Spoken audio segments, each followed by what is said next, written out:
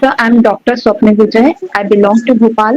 I've completed my Bachelor of Dental Surgery from People's College of Dental Science and Research Center, Bhopal in 2010.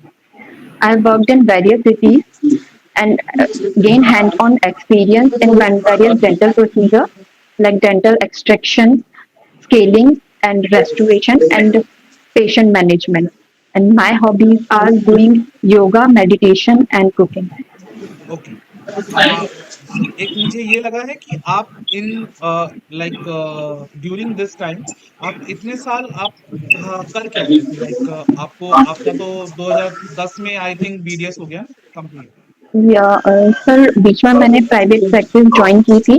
फिर इसके बाद actually transferable job होने के कारण husband की मैं हर बार हर जगह ज्वाइन नहीं कर पाई थी तो बीच अच्छा, ओके। तो मैं ये आपसे पूछना सवाल चाह रहा हूँ कि कि इतने सारे चीजें आप कर रहे थे, तो आपको इस एरिया में क्यों आना है? आपने तो काफी एरिया साल आपने एक अच्छा प्रैक्टिस किया है, तो आप वहां पे भी अच्छा कमा सकते हो, तो आपको ये जॉब क्यों करनी सर एक्चुअली किसी के अंडर काम करना सर मुझे उतना ज़्यादा ऐसा पसंद नहीं क्योंकि आप अपने अकॉर्डिंगली वो काम नहीं कर सकते हैं। और पूरी तरह से आपको काम करने डेंटल सर्जन वहाँ मैं अपने तरीके से काम कर सकती हूँ। है? लेकिन आप यहाँ पे क्यों आना चाहते हैं? लेकिन एक मेन रीजन आप बता सकते हैं? आप पीएससी की जॉब से आप क्या एक्सपेक्ट करते हो और अपने आप को यहाँ से 10 साल बाद कहाँ देखते हो अगर हम आपको सेलेक्ट करते हैं तो? सर एमपीपीएससी में सर मैं इसलिए आना चाहती हूँ सर एक तो ये मेरी स्किल से मैच करता है और सर मैं मुझे ऐसा लगता है कि मैं यहाँ थोड़ा ग्रो कर पाऊंगी और गवर्नमेंट को भी अपनी तरफ से कुछ कंट्रीब्यूट कर पाऊंगी और यहाँ पे मैं अपने आप को इम्प्रूव कर पाऊंगी इन अ प्रोफेशनल एनवायरनमेंट। तो ग्रो करने का क्या मतलब है? आप तो डेंटल सर्जन ही जिंदगी भर रह जाएंगे, इसमें ग्रोथ क्या है? ये और कोई सर अभी मैं कॉर्पोरेट जॉब तो है नहीं कि आपका प्रमोशन होता रहेगा या फिर ऐसा कुछ। Yes sir. सर लेकिन जैसे अभी मैं यहाँ पे प्राइवेट प्रैक्टिस में सिर्फ कुछ ही केसेस देख पाती हूँ बट गवर्नमेंट सेक्टर में मुझे डाइवर्स केसेस करने का मौका मिलेगा जो सर जिससे मैं मुझे लगता है कि मैं अपने आप को ग्रो कर पाऊंगी। अगर आपके पास एक पेशेंट आता है जिसका फेशियल स्वेलिंग है, उसको फीवर है, क्रिसमस है, और अभी उसके और आपके पीएससी में उसका कोई एम्बुलेंस नहीं है, तो आप उनको कैसे ट्रीट करेंगे और आपका लाइन ऑफ मैनेजमेंट क्या होगा और ट्रीटमेंट ऑफ एक्शन क्या होगा? तो सबसे पहले मैं तो चेक करूंगी कि उसे फेशियल स्वेलिंग है क्यों। सर क्योंकि बहुत सारे केसेस होते हैं जिसमें जैसे नॉर्मली सबसे कॉमन केस होता है सर पेरिकोरोनाइटिस उसमें भी सर क्रिसमस की प्रॉब्लम होती है और सर इन्फेक्शन इतना ज्यादा हो जाता है कि स्वेलिंग भी हो जाती है फेस पे तो सर मैं अगर उसे ट्रीट बायलेटरल करूँ। स्वेलिंग है तो बायलेटरल स्वेलिंग है तो सर फिर सर तो हो सकता है फिर उसे कोई टीएमजे रिलेटेड प्रॉब्लम हो रही हो तो मैं मुझे चेक करना। नहीं, उनको स्पेस इन्फेक्शन या लुडविग एंजाइना होने के यस चांसेस सर। हो सकते हैं। आप सबसे यस पहले सर। ये चेक करोगे क्योंकि ये बहुत ज्यादा डिजास्टर्स है। तो इस वक्त पहले अगर ये होगा तो आप तुरंत उनको रेफर करो, अगर ये नहीं है तो फिर आप उसके बाद आगे का प्रोसीजर करो। कोई भी अगर आपको सिनेरियो बेस आता है तो आप उसको ये चीज देखिए कि उसमें क्या पजल है, क्या फिट नहीं हो रहा है, और बाद में आप उस चीज को फिट कर सकते हैं। समझ में आया? Yes sir. ठीक है। अगर एक टोबैको यूजर आपके में पेन रिलीफ के लिए आ रहा है, ठीक है, आपको जब आप उसको सस्पेक्ट करते हो टोबैको यूजर को, तो उसमें वाइट लेजन्स दिखते हैं और वो उस चीज के लिए कंसर्न नहीं है, कहेगा अरे सर कुछ भी है ये वो। उस कंडीशन में आपको क्या लगेगा? आप उसको कैसे लाइक लिटरेट करोगे, कैसे आप उसको समझाओगे कि ये लीजन इतना छोटा नहीं है जितना वो समझ रहा सर मैं उसको सबसे पहले उसको बैठाऊंगी उसे बात करूंगी और उसे पिक्चर्स दिखाऊंगी और उसे समझाऊंगी कि ये जो वाइट लीजन होते हैं ये जो आपके म्यूकोसा पे हो गया है आपके मुंह के अंदर हो गया है उससे क्या क्या प्रॉब्लम्स हो सकती हैं अगर आपने इसे अभी ट्रीट नहीं किया हो अभी ये होता है शुरुआती समय चल रहा हो अगर इस समय आपने इसे ठीक किया और आपने ये जो आप टोबैको तंबाकू यूज कर रहे हैं उसे आपने बंद किया तो हो सकता है ये बाद में इतनी बड़ी गंभीर समस्या ना हो। तो पहले मैं उसे समझाऊंगी पिक्चर्स के थ्रू समझाऊंगी ताकि उसे थोड़ा समझ में आए कुछ विजुअल एड्स दिखाऊंगी ताकि उन्हें पूरा क्लियर हो कि इससे क्या क्या प्रॉब्लम हो सकती है और आगे वो ट्रीटमेंट लेने के लिए कन्विंस हो जाए। है। डॉक्टर रेशु मैम आपसे सवाल करें। Hello, Dr. Swapna Vijay. How are you? I'm good, ma'am. Thank you, ma'am. Okay. Are you comfortable in English और हिंदी प्रेफर करोगे आप? Ma'am Hindi prefer. ओके, ठीक है। आप किस किस स्टेट डिस्ट्रिक्ट से हैं एमपी में? मैम भोपाल से। ओके, भोपाल में। तो आपके हस्बैंड वहाँ पोस्टेड है भोपाल में? नो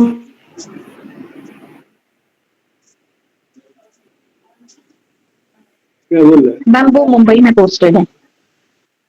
ओके, तो आप फिर भोपाल में मुझे थोड़ा सिनेरियो, थोड़ा पर्सनल क्वेश्चन है, लेकिन मैं पूछना चाहती हूँ कि आप वहाँ कैसे रह रहे हैं भोपाल में?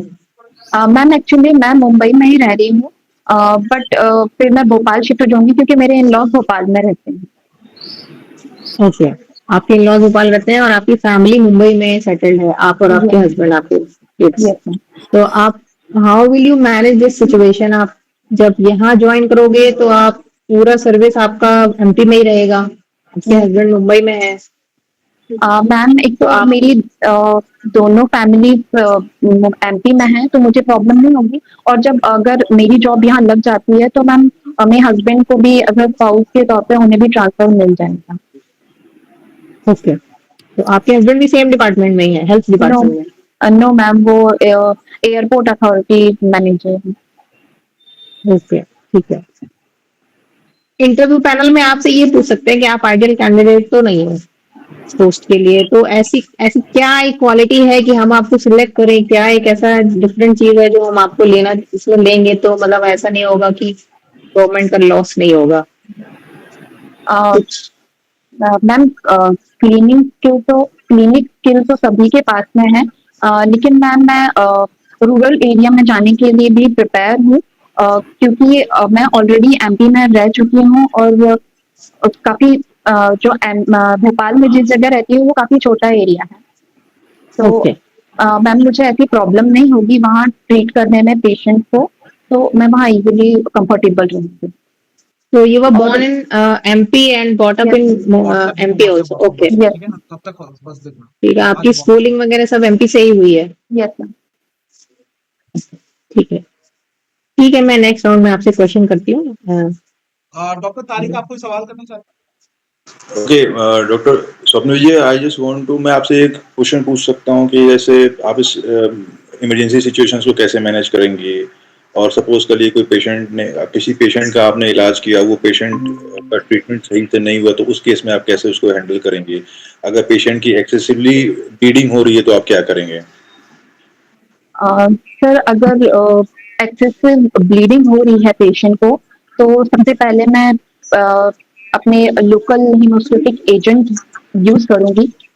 जैसे कि फिर डिपेंड करता है कि जैसे सॉकेट में है, अगर ट्रीटमेंट सही से नहीं हो पाया है तो वहाँ पे सर मैं लोकल हीमोस्टेटिक एजेंट ऐसे सबसे पहले मैं सोक्ड गॉज यूज करूंगी 20-30 मिनट के लिए। अगर फिजिकल ब्लीडिंग नहीं हुई तो मैं सर्जिकल या जेल फॉर्म यूज करूंगी ताकि ब्लीडिंग कंट्रोल हो जाए, और फिर उसके बाद मैं फिर सूचर दूंगी ताकि ब्लीडिंग कंप्लीटली कंट्रोल हो सके। और फिर ट्रेनिक्सेमिक, अगर बहुत ही ज्यादा ब्लीडिंग हो रही होगी तो ट्रेनिक्सेमिक एसिड की हो सकती है, मैं उन्हें प्रेस्क्राइब कर सकती हूँ। ठीक है, तो मेरा क्वेश्चन इसमें एक और भी था कि अगर पेशेंट का आपने किसी ट्रीटमेंट किया, पेशेंट अगर सेटिस्फाइड नहीं है, उसको ट्रीटमेंट नहीं समझ में आया, तो उस केस में आप क्या करेंगे? सर अगर ट्रीटमेंट से पेशेंट सेटिस्फाइड नहीं है तो मैं उनसे सबसे पहले प्रॉब्लम पूछूंगी कि क्या प्रॉब्लम हो रही है आपको, ताकि मैं उन्हें कन्विंस करा सकूं कि मैं दोबारा फिर से आपका ट्रीटमेंट करूंगी और अब कोई प्रॉब्लम नहीं होगी। क्योंकि हो सकता है कि सिर्फ कई बार ऐसा होता है सर, पेशेंट पहले से ही एक्सेप्ट नहीं करते हैं कि ये मुझे ठीक लग रहा है, तो भी प्रॉब्लम्स हो जाती हैं। इसलिए पेशेंट को पहले काम करूंगी और उनसे पूरी जो प्रॉब्लम है वो बात उनकी पूरी सुनूंगी काम में। ठीक है, और इमरजेंसी, मेरा उसी में एक लास्ट क्वेश्चन था कि इमरजेंसी सिचुएशंस को आप कैसे हैंडल करेंगे? सर इमरजेंसी सिचुएशन सबसे ज्यादा तो मोस्टली तो सिंकोप की आ सकती है। सर तो सिंकोप में मैं सबसे पहले पेशेंट को ट्रेंडरबर्ग पोजीशन में प्लेस करूंगी, और फिर उसके बाद एबीसी प्रोटोकॉल के अकॉर्डिंग उनके वाइटल्स चेक करूंगी, और फिर उसके बाद पेशेंट को ऑक्सीजन लेवल दूंगी, ऑक्सीजन एडमिनिस्टर करूंगी। और अगर फिर भी नहीं होगा तो फिर मैं सर एक चीज और कर सकती हूँ, अगर वहाँ पे अवेलेबल नहीं होगा ऑक्सीजन तो सर मैं अमोनिया स्प्रिट यूज कर सकती हूँ, क्योंकि वो नीजल म्यूकोसा को स्टिमुलेट करके थोड़ी देर के लिए टेम्परेरी हार्ट रेट और बीपी को बढ़ा देगा, जिससे पेशेंट ऑक्सीजन मिल जाता है ब्रेन तक, तो फिर सर पेशेंट होश में आ जाता है। वेरी गुड, नाइस, बढ़िया। अमृत जी, आपका सवाल। तो डॉक्टर साहब, आप बता सकते हो कि पीएससी में आपके ऊपर किस ऑफिसर को रिपोर्ट करोगी पीएससी में? सर अपने जस्ट ऊपर ऐसा सर अगर मैं कम्युनिटी हेल्थ सेंटर में हूँ तो सर ब्लॉक मेडिकल ऑफिसर को करूंगी। और पीएससी में? सर सिविल सर्जन को या सिविल सर्जन को, या फिर sir PMO sir chief medical officer को। वो तो डिस्ट्रिक्ट आप डिस्ट्रिक्ट किसी भी हॉस्पिटल ना। आंसर के लिए 10 सेकंड का पॉज ले सकते हो डॉक्टर साहब, ताकि आप तो आंसर जब को आर्टिकुलेट कर सिविल सकें, सर्जन ठीक को है? रिपोर्ट करना है टेंशन में सीएचएमओ पीएमओ को करने के लिए वो वहाँ तो डिस्ट्रिक्ट हॉस्पिटल में होगा ना। Yes sir. मेरा पॉइंट ये है पूछने का कि आपने अभी डॉक्टर शाम को बोला था कि आप किसी के अंडर काम नहीं करना चाहती, यस सर। बट आपको रिपोर्ट तो करनी पड़ेगी, चाहे आप डिस्ट्रिक्ट हॉस्पिटल में हो, चाहे पीएससी में हो, चाहे सीएससी में हो। तो जो आपने प्रोफाइल में मेंशन किया है, या फिर जो आपने अपनी बात कही अभी कि आप किसी के अंदर काम करने में कंफर्टेबल नहीं होती हो या फिर अपने आप को एक्सेल नहीं कर पाती हो, तो उस चीज को कैसे टैकल करेंगे? क्योंकि आपके ऊपर भी तो रिपोर्टिंग ऑफिसर होंगे जिनको आपको रिपोर्ट करना पड़ेगा। Yes sir. सर वो रिपोर्ट करना होगा मुझे, लेकिन सर एक्चुअली जब मैं अपने लेवल पे एज अ डेंटल सर्जन मैं काम करूंगी तब वो मुझे इंटरफेयर करने नहीं आएंगे, या मुझे एक लिमिटेशन नहीं होगा कि मुझे सिर्फ ये काम करना है या ये नहीं करना है। जैसे सर आप किसी के अंडर अगर प्राइवेट क्लिनिक में काम करते हैं तो डिपेंड करता है कि वो कौन सी केसेस करना चाहते हैं और मुझे कौन से देंगे। बट सर जब हिंड्रेंस हो सकते हैं, रिसोर्सेज अवेलेबल नहीं हो सकते हैं, टाइम से नहीं आ सकते हैं, या फिर होता है कि इतने सारे पेशेंट ओपीडी में कि आप उनको एफिशिएंटली हैंडल ना कर पाते हो, ये सब भी दिक्कतें होंगी। इसको कैसे हैंडल करेंगे आप? सर तो मैं सीनियर से ही हेल्प लूंगी कि सर एक तो मैं उनसे हेल्प ले सकती हूँ कि मैं और क्या कर सकती हूँ जिनसे ये प्रॉब्लम सॉल्व हो सके, उनसे सजेशन ले सकती हूँ पहली चीज। और दूसरी चीज सर वहाँ पे मेरे जो असिस्टेंट हैं उनकी हेल्प से भी मैं उन चीजों को मैनेज कर सकती हूँ। जैसे जो इमरजेंसी केसेस है मैं उनको पहले ट्रीट करूंगी, उसके बाद फिर जो प्रिवेंटिव केयर वाले होंगे उनको बाद में देखेंगे। इसके लिए तो आपको कोऑर्डिनेट करना पड़ेगा मैनेजमेंट से, यस सर। हायर अथॉरिटी से कोऑर्डिनेट करना पड़ेगा ना। अगर वहां से मान लीजिए कोई आता है कोई, तो उसमें तो आप कैसे उस चीज को मैनेज करोगे? क्योंकि आप अपने अपने ओर पे तो कर नहीं सकते, आपको रिपोर्ट भेजनी पड़ेगी, आपको पोर्टल में डेटा डालना पड़ेगा। इसमें हाई अथॉरिटी की जरूरत तो पड़ेगी ना। Yes sir. सर तो मेंटेन करूंगी मैं रिकॉर्ड्स को और डॉक्यूमेंट्स को, और रिकॉर्ड करके फिर अब रिपोर्ट करूंगी इनमें। इस पोर्टल में पोस्ट होता है, उस पोर्टल का नाम क्या है? Sir health management information system. और आपका होम टाउन भोपाल है ना? Yes sir. तो आपने तो बताया जो भोपाल गैस ट्रेजेडी हुई थी उसमें जो फैक्ट्री में एक रिएक्शन हुआ था वो एक्सोथर्मिक था कि एंडोथर्मिक था?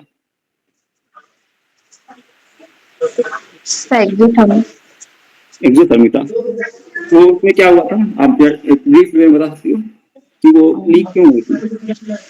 सर मुझे बिल्कुल भी आइडिया नहीं है सर। बच्चे को सर बस ये पता है कि मेथाइल आइसोसाइनाइड लीक हुई थी, बट पूरा मुझे इसके बारे में डिटेल अभी नहीं आप मालूम। जिस जगह से हैं वहां की चीजें आप पता करिएगा जो जो सबसे ज्यादा इम्पोर्टेंट है और जो सबसे ज्यादा फेमस है, ये बहुत ज्यादा जरूरी है। और जो भी अभी प्रेजेंट सिनेरियो चल रहा है।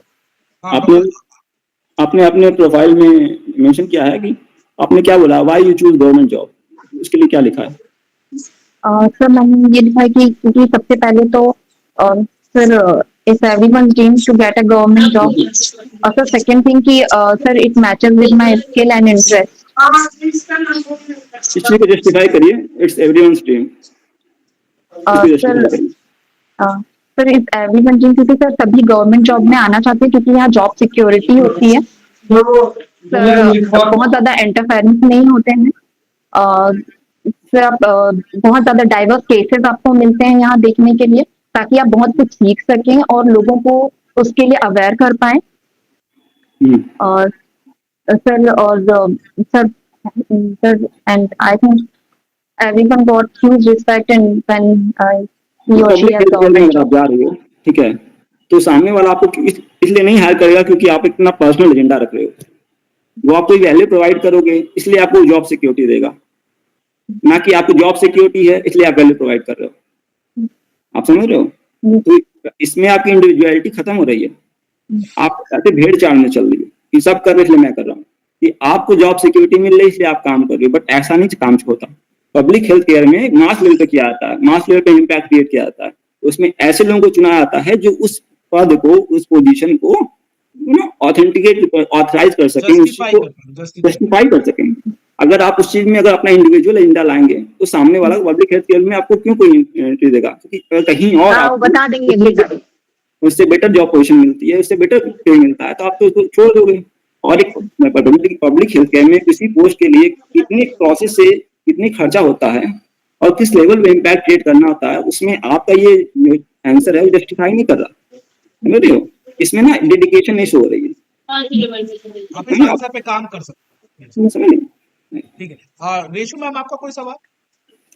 हाँ जी, डॉक्टर स्वप्न विजय, सिंस आपको पास आउट हुए काफी टाइम हो गया है, क्लिनिकल प्रैक्टिस आपने कितने साल करी है आफ्टर ग्रेजुएटिंग?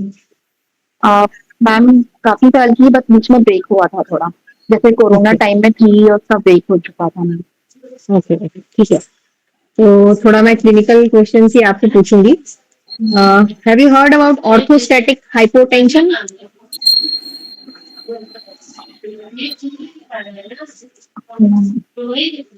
नहीं सुना है आपने?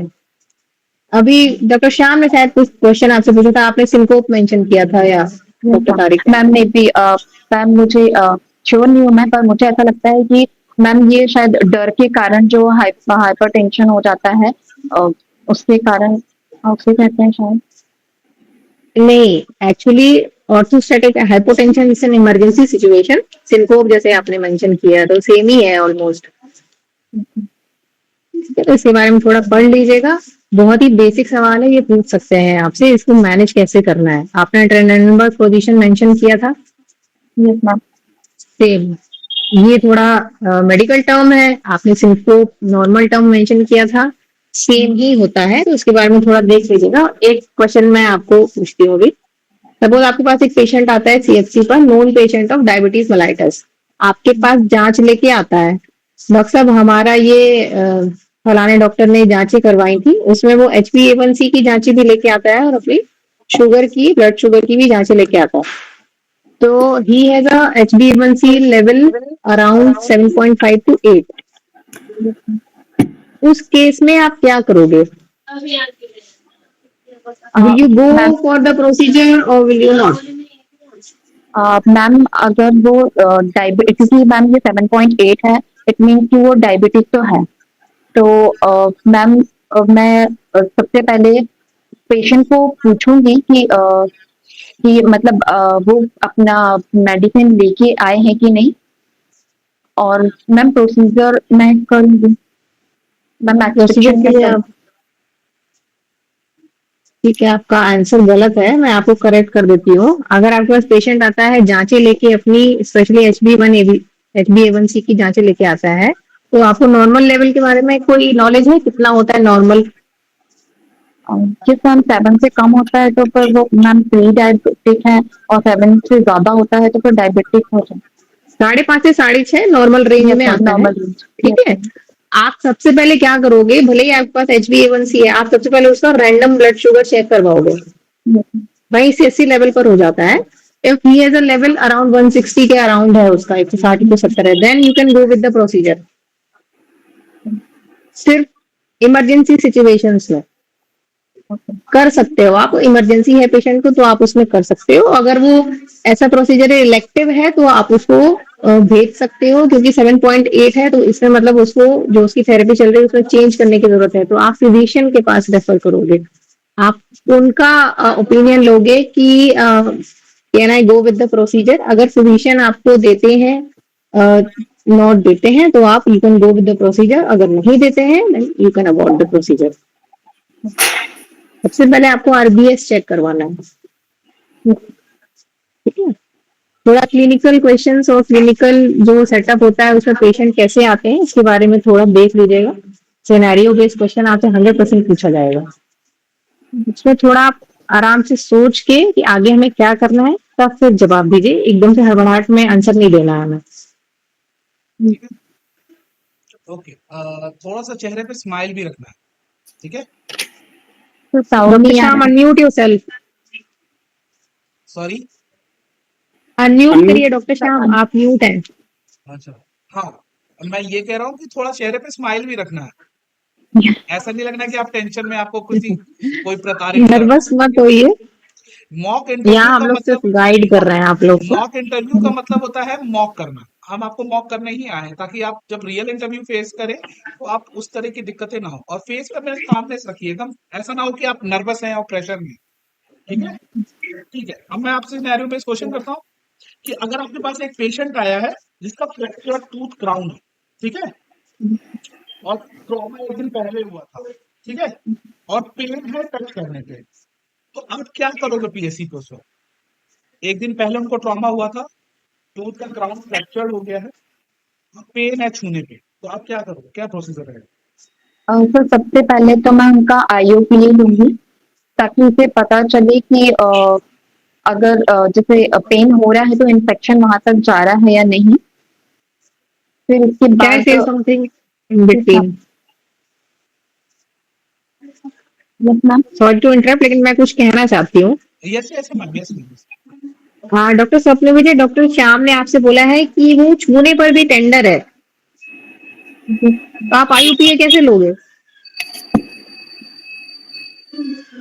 कोई नहीं, बात नहीं, कोई बात सॉरी बोलने की जरूरत नहीं, मैं बस आपको ये बोल रही हूँ कि आप थोड़ा सा ना क्वेश्चन पहले ध्यान से सुनिए, उसके बाद आंसर करिए, बस इतना बोल रही हूँ मैं। एक तो बहुत ज्यादा पेन है पेशेंट को, तो सबसे पहले मैं उनके पेन रिलीफ के लिए उन्हें एनाल्जेसिक्स दूंगी, और फिर उसके बाद जब उन्हें पेन रिलीफ होगा तो उन्हें फॉलो अप के लिए बुलाऊंगी, और फिर उसके बाद फिर आईओपीए लूंगी, और फिर चेक करूंगी कि कितना इन्फेक्शन है, फिर उसके अकॉर्डिंगली ट्रीटमेंट करूंगी। नहीं।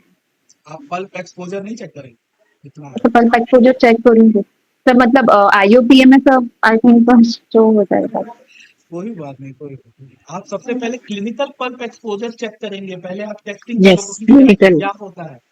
सबसे पहले आपको टेस्ट करना है कि सीओपी क्या यस। चीज है, अगर पेन है तो कितना है, क्या है, क्या नहीं है, कितना पल्प एक्सपोजर है, उसके बाद से जो मैम ने बोला वो प्रोसीजर करोगे, और फिर आईओपी लोगे, फिर उसका क्लिनिकल वो चीज देखोगे।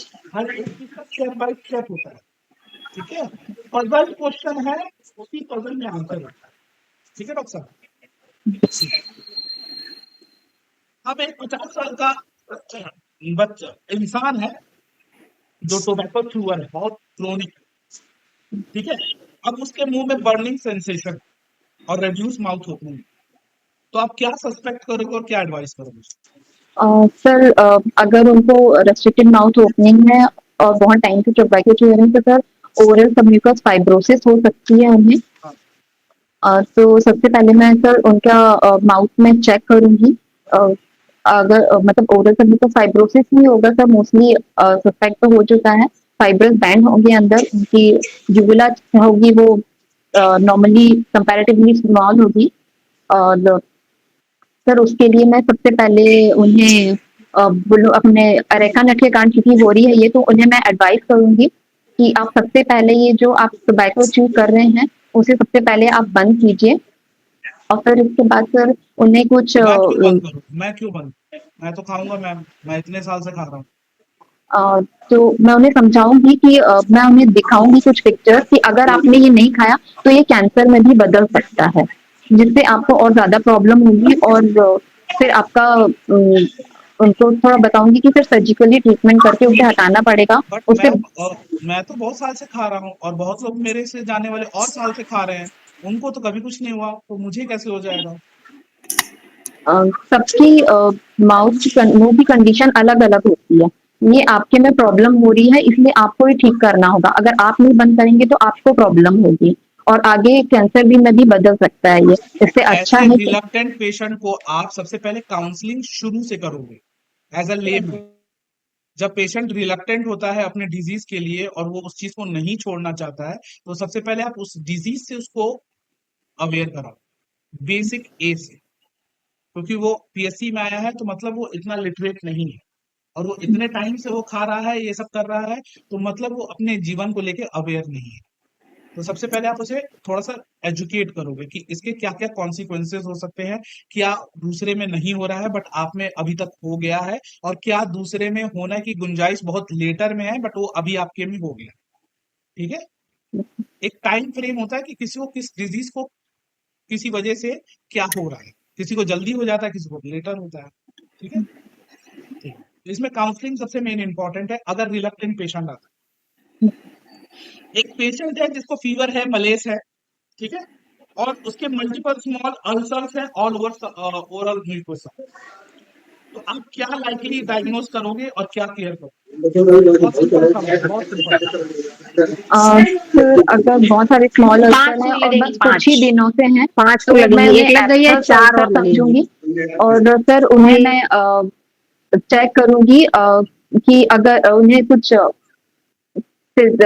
विटामिन सप्लीमेंट्स प्रोवाइड करूंगी, और सर कुछ ऑइंटमेंट प्रिस्क्राइब करूंगी ताकि वो अल्सर्स ठीक हो सके, और फिर इसके बाद उन्हें फॉलो अप के लिए बुलाते रहूंगी ताकि मैं चेक कर सकूं कि ये कितने दिन में ठीक हो रहा है। उनको प्राइमरी हर्पेटिक जिंजोवोस्टोमेटाइटिस होने के चांसेस है बच्चे। पहले आप डिजीज को डायग्नोज करोगे तब ना आप उनको चीजें बोलोगे। ठीक है, अब डॉक्टर रिशु मैम, आपके कोई सवाल है? हाँ जी, हाँ जी, मैं पूछना चाहती हूँ डॉक्टर स्वप्न विजय, आपको एनओएचपी के बारे में कुछ जानकारी है? ये नेशनल ओरल हेल्थ प्रोग्राम। ठीक है, मैम, ठीक है, और कुछ बताइए। मैम ये डिस्ट्रिक्ट लेवल पर प्रिवेंटिव एंड क्योर के लिए मोस्टली यूज किया जाता है, और मैम इसमें कम्युनिटी लेवल पर और ओरल हेल्थ प्रोग्राम चलाए जाते हैं जिससे कि टोबैको सिजेशन किया जा सके, और लोगों को अवेयर किया जा सके टोबैको सिजेशन के लिए। और मैम इसके लिए और भी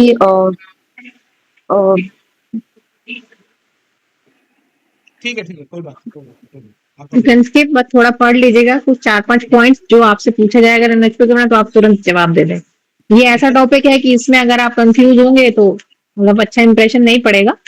ठीक है, कुछ 4-5 ऑब्जेक्टिव जो होते हैं बस वो।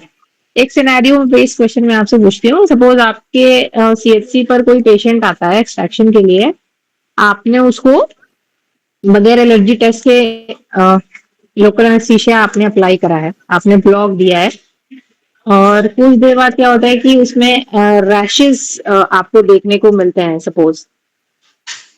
So how will you, what is this situation and how you will you manage this situation? Ma'am सबसे पहले तो मैं प्रोसीजर को स्टॉप कर दूंगी, और ठीक है, फिर इसके बाद मैं उन्हें देखूंगी कि जो स्किन रैशेज हो रहे हैं उसके बाद उन्हें क्या क्या और सिम्टम्स आ रहे हैं, मतलब ईचिंग तो नहीं हो रही है या बीपी लो तो नहीं हो रहा है। अगर ये सब कंडीशन होंगी तो एनाफाइलेक्टिक शॉक की भी कंडीशन हो सकती है, और अगर ये ओके, हुआ तो मैं उन्हें एड्रेनालिन एडमिनिस्टर करूंगी 0.3 mg, और इन द वास्कस लेटरलिस में, और उन्हें मैम यही प्रायोरिटी में मैं यही करूंगी। एनाफिलेक्सिस के केसेस में आप सब लोग एड्रेनलिन सबसे पहले देने लगते हो, बेसिक ड्रग पहले देंगे, हाइड्रोकोर्टिसोन, डेक्सोना के बारे में डेक्सोना सुना होगा, बहुत ही कॉमन दवाई है, सबसे पहले उसको देते हैं हम लोग। ठीक है, 100 मिलीग्राम देते हैं, आईवी देंगे, अगर नहीं है तो आईएम दे देंगे। उसके बाद हम लोग एविल सुना होगा आपने, एविल एविल देंगे, एलर्जी हो गया एविल दे दो। एविल को क्या बोलते हैं, उसका केमिकल कंपोजिशन जो नाम होता है सॉल्ट का, ड्रग का नाम फेनिटामीन मैलिएट, वो देंगे, 25 मिलीग्राम पर एमएल देते हैं। तो ये जो emergency situation in general clinic है, ये पूरा देख लीजिएगा। बेसिक ड्रग जो हम दे सकते हैं एट सीएससी लेवल, वो आपको पता होना चाहिए। एड्रेनलिन एकदम लास्ट स्टेप है, सीधा उस पर जंप नहीं करेंगे। क्योंकि अगर सपोज आपने थोड़ा सा भी ऊपर नीचे कर दिया तो उसका जो इफेक्ट होगा आप मैनेज नहीं कर पाओगे। इसलिए हमें वो चीज नहीं बोलनी है जिसके लिए हम स्किल्ड नहीं है। ठीक है, तो इसके बारे में थोड़ा पढ़ लीजिएगा। ठीक। अमृत जी, आपका कोई कुछ आखिरी सवाल? एमपी में लाडो अभियान योजना चलाई गई, आप बता सकते हैं ये किस बारे में? सर ये गर्ल चाइल्ड के लिए है और सर इसमें चाइल्ड के लिए, गर्ल चाइल्ड मैरिज के लिए? हाँ सर, गर्ल चाइल्ड मैरिज के लिए। फिर आगे? हाँ, सर इसमें जो अर्ली मैरिजेस होती हैं उनको रोका जा सकता है। इसका एजेंडा क्या है?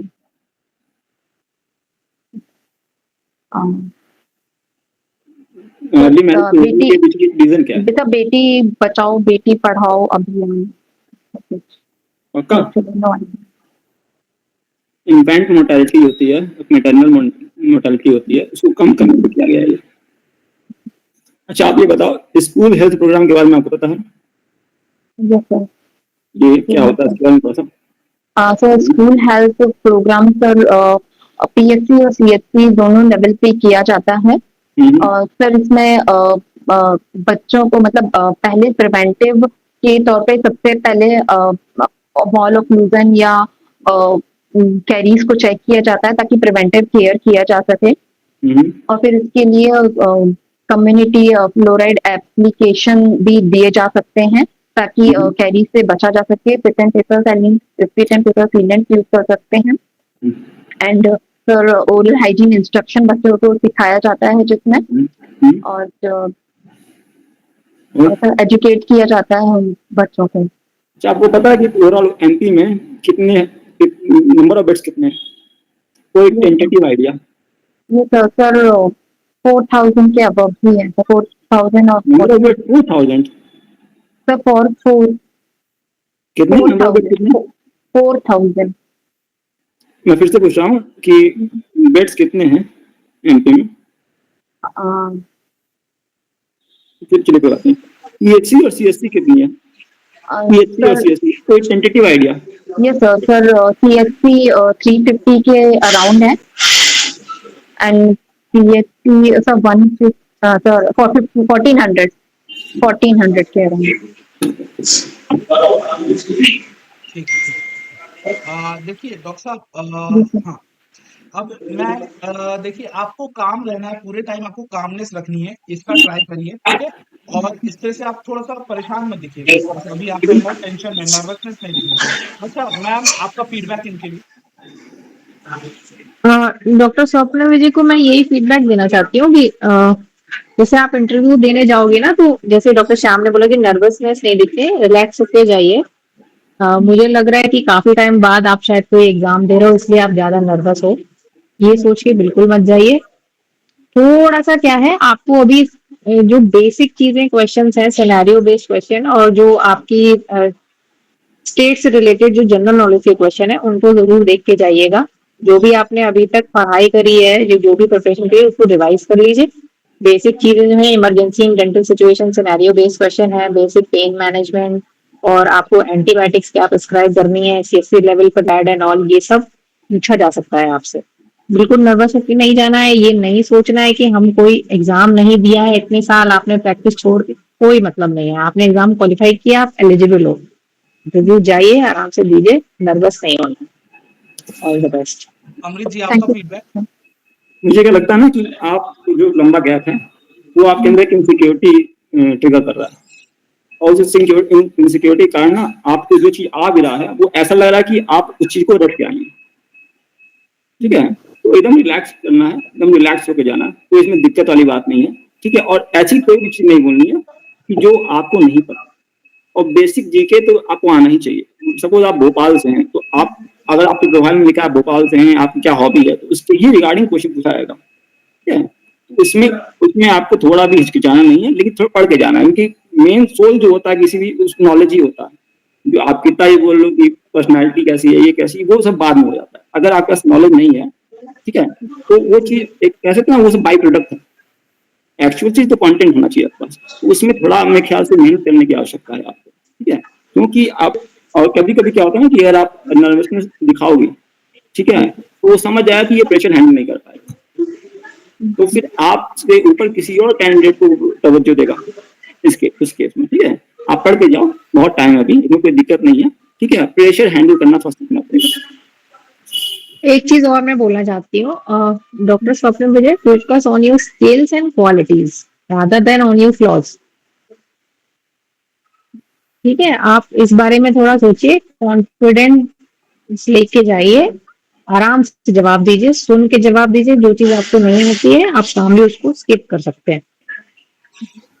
देखिए, मेरे को सबसे ज्यादा पॉजिटिव आप में ये लगा कि आप किसी भी आंसर में हड़बड़ाए नहीं, और आप कभी भी ये चीज नहीं लगा कि आप डर रहे हो, बट ये है कि आप कामनेस अपने चेहरे पे जिस तरह से दिखा रहे हो अपने जवाब में भी वैसे दिखाओ, ठीक है। और आपको थोड़ा सा डरना नहीं है, नर्वस नहीं लगना, ठीक है। और जो भी सवाल है उसको पहले सुनिए, एक 30 सेकंड का पॉज लीजिए, फिर आर्टिकुलेट करिए आंसर और फिर जवाब दीजिए, वो बेटर जाएगा, क्योंकि आपके पास नॉलेज है, ये मैं देख सकता हूँ, मतलब आपको वो नॉलेज वहां दिखाना है, और सबको पता है कि आपको नॉलेज है, तभी आप यहाँ तक पहुंचे हो। रिटर्न में आप क्वालिफाई किए हो तो आपके में कुछ है। आपके रिटर्न में नंबर कितने थे? ज़्यादा नहीं थे कितने थे? सर, 180। कोई दिक्कत नहीं है, बट आपके पास आप क्वालिफाइड हो इसीलिए यहाँ पे, ठीक है। तो इस पे चीज रखिए और एकदम से ध्यान से आप करिए, ठीक है। हमेशा कछुआ या खरगोश में होता है कि कछुआ हमेशा इसलिए जीतता है क्योंकि वो लगातार मेहनत करता है। तो आपको बस लगे रहना है और अपने जाके क्लिनिकल क्वेश्चंस को फिर से देखना है, और जो भी आपके साथ, मैं sorry to interrupt doctor Shyam, मैं एक चीज बोलना चाहती हूँ, आपके साथ ये पॉजिटिव पॉइंट है डॉक्टर स्वप्न विजय कि इतने साल बाद क्लिनिकल नॉलेज, थ्योरेटिकल नॉलेज से दूर रहने के बाद आपने पढ़ाई फिर से स्टार्ट की। Do you have kids? Yes ma'am. हाँ, तो ये चीज सोचिए अपने बारे में, अपनी स्ट्रेंथ के बारे में सोचिए कि इतना सब होने के बाद, आपने इतना बड़ा पॉज होने के बाद भी एग्जाम क्वालिफाई किया है, तो ये आपके लिए एक पॉजिटिव चीज है। उस कॉन्फिडेंस के साथ जाइए, बिल्कुल नर्वस नहीं होना है, आराम से। अब जो बच्चों की जो माँ होती है ना, वो सब कुछ कर सकती है, बस ये सोच के जाइए। बच्चों आपका का जो प्रेशर सबसे बड़ा होता है, उससे बड़ा कोई प्रेशर नहीं है। आपका जो परसिवरेंस है ना, वो आपके लिए पॉजिटिव काम करेगा, क्योंकि परसिवरेंस बहुत बड़ी चीज होती है, ठीक है। तो पीएससी में क्या होता है ना, लोग परसिवरेंस भी चेक कर रहे होते हैं, इंटेंशन भी चेक कर रहे होते हैं। तो अगर आप परसिवरेंस पे खेल जाओगे इंटरव्यू में ना, इस चीज को अपना पॉजिटिव पॉइंट बना दोगे, क्योंकि किसी चीज को खत्म करके फिर वापस आना एक बहुत बड़ा चीज होता है। यस एक आप यस लीप ले रही हो, यस, कहते हैं लीप, वो लीप सबके बस की बात नहीं होती है। तो वो पीएससी में बहुत पॉजिटिव हो सकता है। जब आप इंटरव्यू लोगे तो वो चाहते हैं ऐसे कैंडिडेट को चूज करना। मैं बस बता रहा हूँ, इस जो आपका निगेटिव है उसको आप पॉजिटिव बना सकते हो। ठीक है, ठीक है। चलिए, आपको कैसा लगा ये इंटरव्यू? सर सच में अगर बताऊं तो सर नर्वसनेस वाकई में थी, शायद इसलिए फील्ड मतलब फेस पे एक्सप्रेस भी हो रही थी। तो क्योंकि पहले वाकई में कभी ऐसा किसी के सामने मैं बोली नहीं हूँ सर अभी तक, तो इसलिए नर्वसनेस वाकई में थी, आपको एक तो थोड़ा लाइन डर याद लगा। रखिए, कोई भी इंट्रोवर्ट एक्सट्रोवर्ट से सबसे ज्यादा पब्लिक स्पीकिंग स्किल वाला हमेशा सबसे पहले इंट्रोवर्ट होता है, सबसे ज्यादा इंट्रोवर्ट, और बिल्कुल। वही आगे जाके सबसे ज्यादा बड़ा एक्सट्रोवर्ट बनता है। तो कोई भी अगर पब्लिक स्पीकिंग अगर उसके पास स्किल्स है तो वो हमेशा डरा रहता है। एक डरा इंसान सबसे ज्यादा मजबूत होता है रादर देन एक कॉन्फिडेंट इंसान, क्योंकि एक डरे इंसान को पता है कि उसकी ये सारी चीजें कभी भी गलत हो सकती है, ठीक है। और किसी को इंसान को अगर अपने अंदर की कमजोरियां पता है तो वो हमेशा आगे अपनी लाइफ में जाए, ठीक है। तो एक थैंक यू। इंट्रोवर्ट हमेशा एक्सट्रोवर्ट बनने में एक प्रोसेस में जाता है, हमेशा हर चीज पहली होती है। और जब आपकी ये स्किल आपको, जब आपको अपने स्ट्रेंथ पता चल, मैं बहुत पहले बहुत डरपोक था, मैं जाते ही कैमरे के सामने डर जाता था कि अरे मैं कैसे दिखूंगा, क्या होगा। अब मैं बिना कहीं पे भी रहूंगा, मैं बात कर सकता हूँ, तो इस पे आप वर्क किया। ऐसा कोई नहीं है कि कोई कोई पेट से पैदा होके या फिर कोई स्किल लेके आता है, ठीक है। और ये तो चीज आपको इतने सामने, वहां पे तो एक कमरे में होना है, तो ऐसा कोई दिक्कत नहीं है, ठीक है। तो बस एक्सप्रेस कर, ठीक है। इस चीज को डिसहार्टन की आवश्यकता नहीं है, ठीक है। आप जब इंटरव्यू आप रिवाइंड पे देखोगे तो आप पॉइंट नोट कर लेना, उस पॉइंट में फिर से तैयार कर लेना। इसको एज ए ओके आप देखिए तैयारी के लिए, ठीक है। कोई डिसहार्टन की आवश्यकता नहीं है कि आप रिटर्न क्वालिफाई यहाँ आई हैं तो आप बहुत लोगों से ऑलरेडी आ गए, इसलिए डरने की आवश्यकता बिल्कुल। नहीं है, ठीक है। ठीक है, आप डिस्कनेक्ट कर सकती हैं। हाँ। Thank you so much sir, thank you all the ma'am, best. Thank you sir.